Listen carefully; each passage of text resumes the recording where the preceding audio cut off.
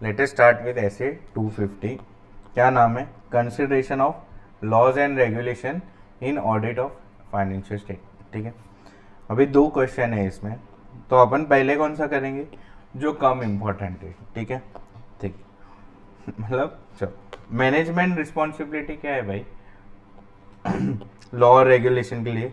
तो monitoring legal requirements and ensuring operating procedures are designed to meet these requirements, monitoring legal requirements, instituting and operating appropriate system of internal control, developing, publicizing and following code of conduct।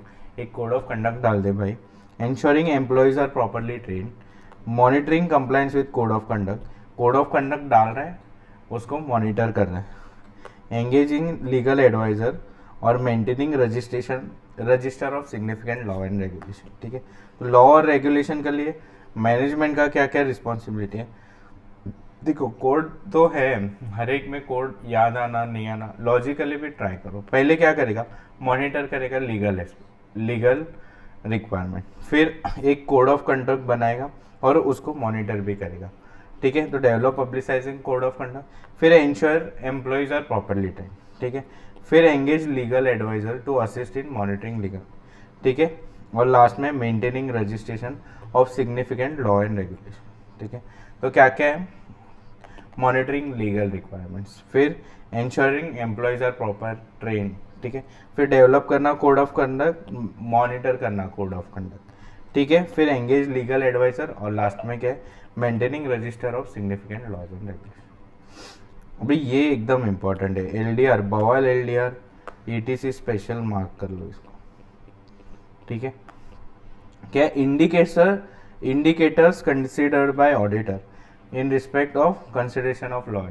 भाई ऐसे क्या क्या indicators है, ये बहुत keyword है जिससे तुमको ऐसा पता चलेगा कि लॉ एंड रेगुलेशन फॉलो नहीं हुआ है।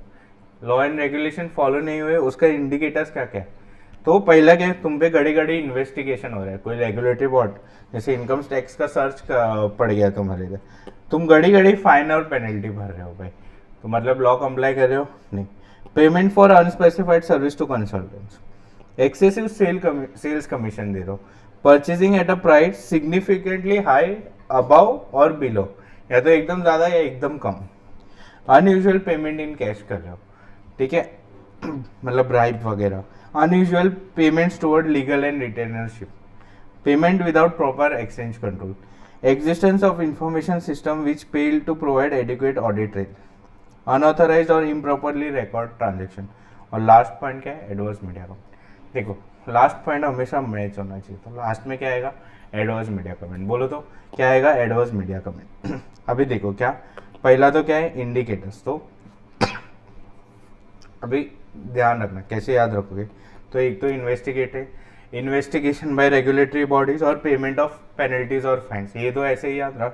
तो इन्वेस्टिगेशन और पेमेंट्स ऑफ फाइन्स। अभी सेल्स का एक पॉइंट, तो एक्सेसिव सेल्स कमीशन। फिर परचेज का एक पॉइंट, तो क्या? परचेजिंग प्राइस अबव और बिलो मार्केट प्राइस। फिर परचेज सेल के बीच में क्या आएगा? कमीशन, सॉरी वो तो सेल्स में ही आ गया, तो एक्सेसिव सेल्स कमीशन और परचेज और सेल्स और परचेज। फिर अनयूजुअल, तो unusual payment in cash, unusual payment toward legal रिटेनरशिप, फिर इसमें से 5 याद रखना है सिर्फ। ठीक है, फिर अनऑथराइज्ड रिकॉर्डेड ट्रांजैक्शन और लास्ट में एडवर्स मीडिया कमेंट। ये पॉइंट नहीं याद आया तो ठीक है, चल क्या क्या है वापस से। इन्वेस्टिगेशन हो रहा है रेगुलेटरी बॉडीज का, पेमेंट ऑफ पेनल्टीज या फाइन, फिर पेमेंट फॉर अनस्पेसिफाइड सर्विस, फिर payment without proper exchange control, फिर अनयूजुअल, तो unusual payment in cash, unusual payments to legal retainership और अनऑथराइज्ड रिकॉर्डेड ट्रांजेक्शन, और लास्ट में क्या आएगा? Adverse media comment. ठीक है, ये भूलना नहीं है। ठीक है, तो इधर अपना ऐसे 250 होता है खत्म।